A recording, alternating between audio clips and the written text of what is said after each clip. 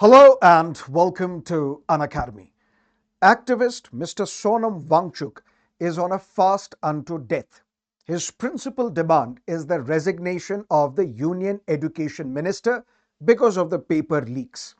Now, today, he has been forcibly evacuated from the protest site, taken to a hospital where he may be forcefully fed. Now, this issue raises important legal and constitutional questions. What about right to protest? What about hunger strike or fast unto death? Is it constitutionally protected?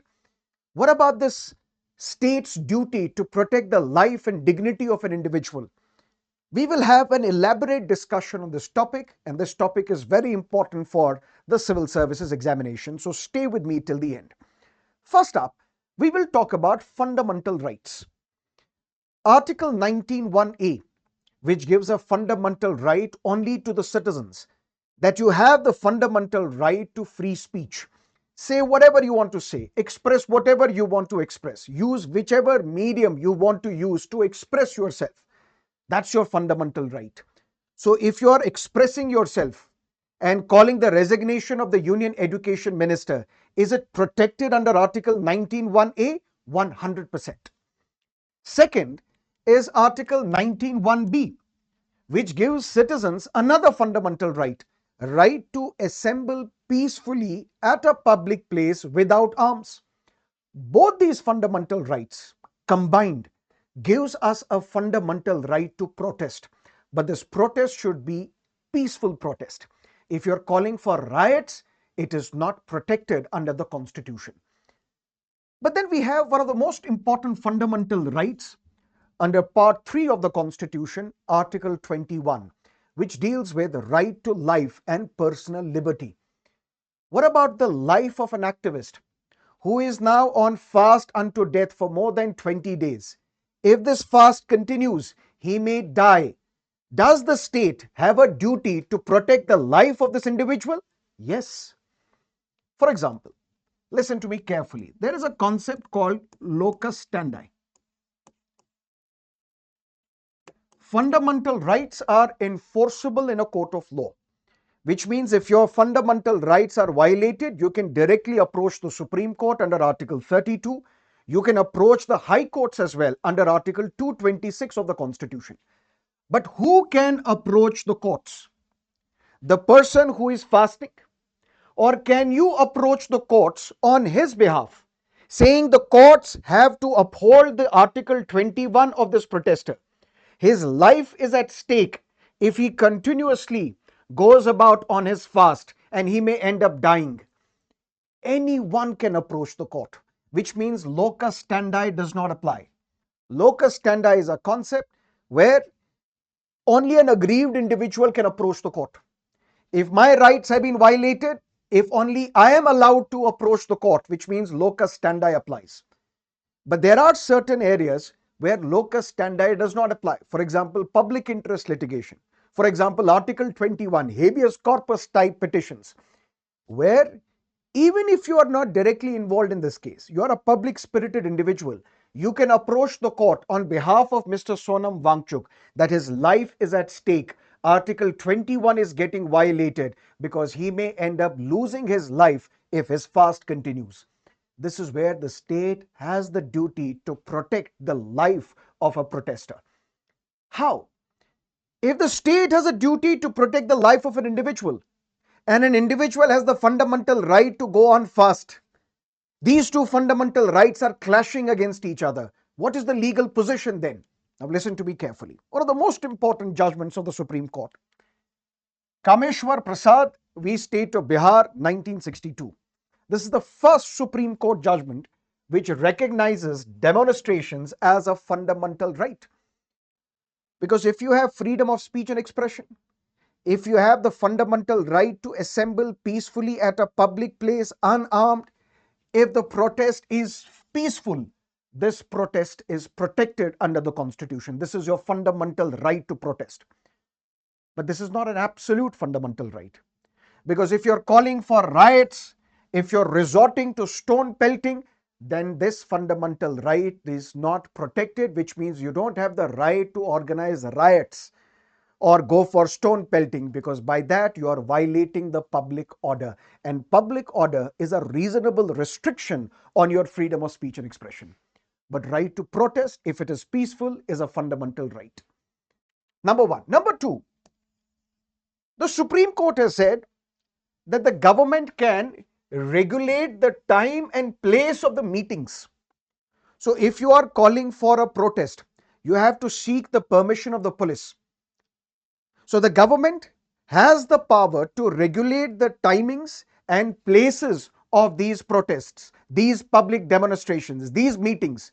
But does the state have a right to extinguish this fundamental right itself and say, no, we will not allow you to protest? If the protest is peaceful at a public place without causing inconvenience to others, you have a fundamental right to protest. The state can only regulate the timings and the places of these protests and demonstrations, but the state cannot extinguish your fundamental right to protest. Another important case, Mazdoor Kisan Shakti Sangathan v Union of India 2018. Supreme Court said holding peaceful demonstrations by the citizens. And why are you holding peaceful demonstrations? Because you are airing your grievances. And what is your grievance? Because of repeated paper leaks, it affects the future of the lakhs of candidates of this country. You have failed in organizing the examinations in a free and fair manner. This is our grievance. If we want to air and express this grievance in the form of a protest which is peaceful, even if it involves fast or fast unto death, this is your fundamental right according to this judgment. But something else. Remember, after the Citizenship Amendment Act was passed by the Parliament in 2019, there were a series of protests in different parts of the country. But the most important protest, significant protest, was at Shaheen Bagh in Delhi, where what people did, people blocked an important road, which causes inconvenience to others.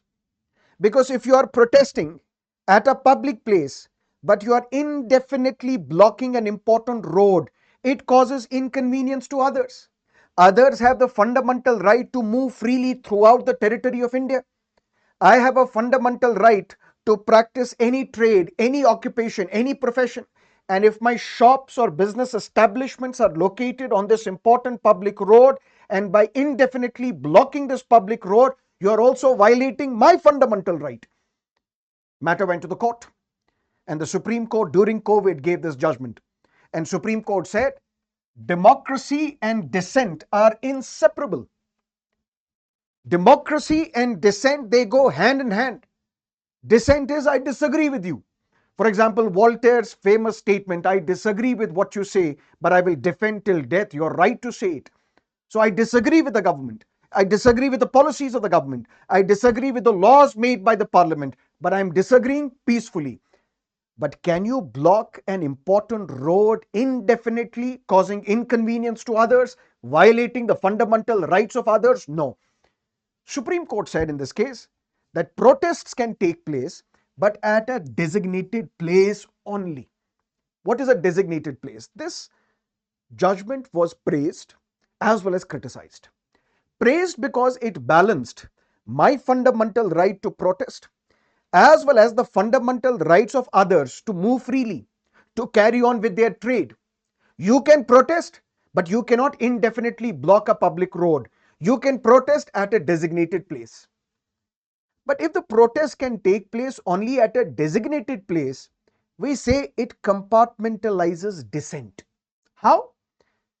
If I want government to listen to me, I need to cause inconvenience to the government by blocking the road, because others will also suffer if I am blocking the road. That's how the government will come down on its knees and talk to me and ask me, what are your grievances?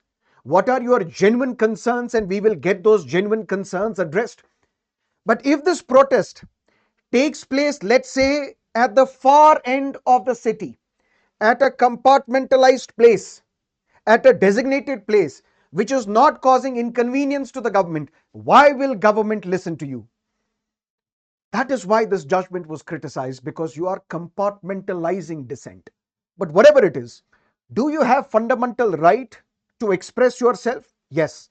Does that include the fundamental right to protest peacefully? Yes. Does it also include the right to go on a fast, even if it's on a fast unto death? Yes. So, right to protest is a fundamental right, but you have to balance it by saying that I will not cause inconvenience to others. I will not block an important road indefinitely. But democracy and dissent, they go hand in hand. So now we have understood that fundamental right to protest is also protected under the constitution, and that's what Mr. Sonam Wangchuk and other activists are doing at Jantar Mantar. But what about fasting or fast unto death as a means for protesting, airing your grievances? Mahatma Gandhi was the one who popularized this concept of fast unto death. For example, his first fast unto death was in 1918 during the famous Ahmedabad mill strike. And then he went on fast unto death against the Ramsay MacDonald Award, which provided separate class treatment to the depressed classes. MacDonald Award or Communal Award. So Mahatma Gandhi has repeatedly used fast unto death as a democratic means of protest. In the independent India, we saw Mr. Poti Sriramulu. He went on fast unto death in the Telugu speaking areas of southern India. His principal demand was all the Telugu speaking areas should be merged together to create a linguistic state called Andhra. His demand was that all the Telugu speaking areas of Madras Presidency or Mysore, they should be merged together to create a linguistic state.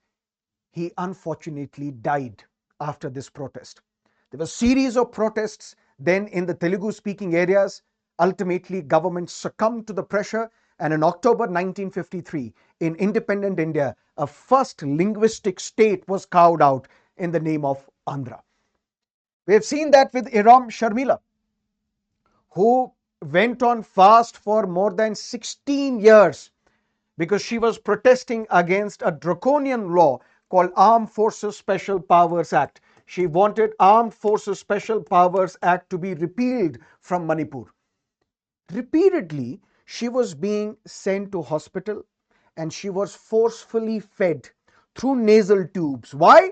Because at that time, if you are going on fast unto death, it may amount to attempt to suicide. And for that, we had section 309 of Indian Penal Code, which said attempt to suicide is a crime. So if you try to commit suicide and it succeeds, you are dead. Who will prosecute you? But if you try and attempt suicide and it fails, you are a criminal in the eyes of the law. So if Iram Sharmila has a legitimate demand calling for the revocation of Armed Forces Special Powers Act from Manipur, but if you are going on fast unto death, which means you are trying to commit suicide, you are a criminal in the eyes of the law. And that is how she was forcefully fed through nasal tubes, because you can't give away your life. But then this section was repeatedly challenged in the courts. For example, in one famous Rathinam case,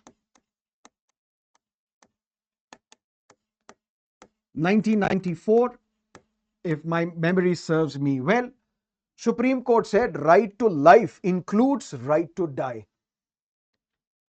If you have right to life, the corollary is you have right to die as well. Right to die is a fundamental right under Article 21. If right to die is a fundamental right, then how can you criminalize attempt to suicide? In this case, Supreme Court said Section 309 of Indian Penal Code, which criminalizes attempt to suicide, is unconstitutional. But this judgment was overturned 2 years later in 1996 in a case known as Gyan Kaur v. State of Punjab. Supreme Court said no, right to die is not a fundamental right, overturning the Rathinam judgment. But then Supreme Court later said in Aruna Shanbag case that right to life with dignity is a fundamental right. That's how passive euthanasia was allowed. Supreme Court then said in Common Cause, a very important judgment of 2018, where Supreme Court said right to die with dignity is also a fundamental right. So euthanasia or passive euthanasia is legal in India. And then Mental Health Care Act was amended in the year 2017. And according to this law, Section 309 is not legal in a sense. If you attempt suicide, you are not a criminal. If someone attempts suicide, you are deemed as someone who is suffering from some mental illness and you deserve care, compassion, support rather than a criminal sentence. So now attempt to suicide is not a crime according to Mental Health Care Act 2017. If you are attempting suicide, which means the state will have to treat you with compassion, with support, care, justification, so that your mental wellness can be taken care of. So attempt to suicide is no longer a crime. Mr. Anna Hazare, he went on fast unto death in 2011 in a famous India Against Corruption movement because he wanted to force the parliament to enact an anti-corruption ombudsman, an institution called Lokpal. Anna Hazare and then Mr. Baba Ramdev, he went on fast at Ramlila Maidan because his principal demand was that the government should bring in black money from the foreign countries. Miss Medha Patkar, activist, repeatedly went on fast. Why? Because she was against the elevation of the height of various dams in India, particularly in Gujarat. So if right to protest is a fundamental right, what about using fast as a tool to protest against the government? Is it constitutional? Yes, it has been used repeatedly by Mahatma Gandhi in the pre-independent India. After the independence, by activists such as Iram Sharmila, by Poti Sriramalu, Baba Ramdev, Anna Hazare, Medha Patkar, and various other individuals. So you have the right to protest peacefully. You can even fast. But the point is, most important case in the recent memory, Jagjit Singh Dalewal. Last year, this farm leader was on fast unto death, more than 70 years old. When you are 70 years or above and you are on fast unto death, which means your BP then lowers, various other issues can take place and it becomes very difficult for you to survive. Matter went to the court. He has the right to protest, yes. He has the right to go on fast unto death, yes. But what about the state's duty to protect his life, protect his Article 21? Matter went to the court. And Supreme Court said, it's the duty of the state of Punjab, it's the duty of the Union of India, it's the duty of various other stakeholders that you have to provide immediate, adequate medical facility to this farm leader. But, listen to me carefully, without forcing him to break his fast. Now, this is where there is a tension. The state has to accept your right to peaceful protest, even fast unto death. That's your democratic right, that's your fundamental right. The court has said this must be upheld. But the state also has a duty to protect the life of an individual. So you provide medical attention to this farm leader without forcing him to break his fast. But how do you provide medical attention to this individual without him breaking the fast? If you will force feed him, even through nasal tubes, even through intravenous injections, you are ultimately forcing him to break the fast. This is the constitutional tension. And for that, you remember this case, very important case, Jagjit Singh Dalewal of 2025. Which means, long story short, how do we summarize this issue? Mr. Sonam Wangchuk has a fundamental right to protest. He has a fundamental right to also protest through a means called fast unto death. But state also has a fundamental duty to protect the life of this individual. But how do we balance the two rights? State has to provide medical care and attention without forcing him to break his fast. But if you are providing medical care and attention through injections or through nasal tubes, where you are forcing him to eat something through nasal tubes, ultimately he will have to eventually break his fast. This is the constitutional tension which we have not been able to resolve yet. What is your take on this issue? Is the state right, or is Mr. Sonam Wangchuk right? What about the Supreme Court's jurisprudence on this matter? If you have any further questions, do let me know in the comment section and I will personally respond to your doubts. Till then, have a great time. All the best. Bye-bye.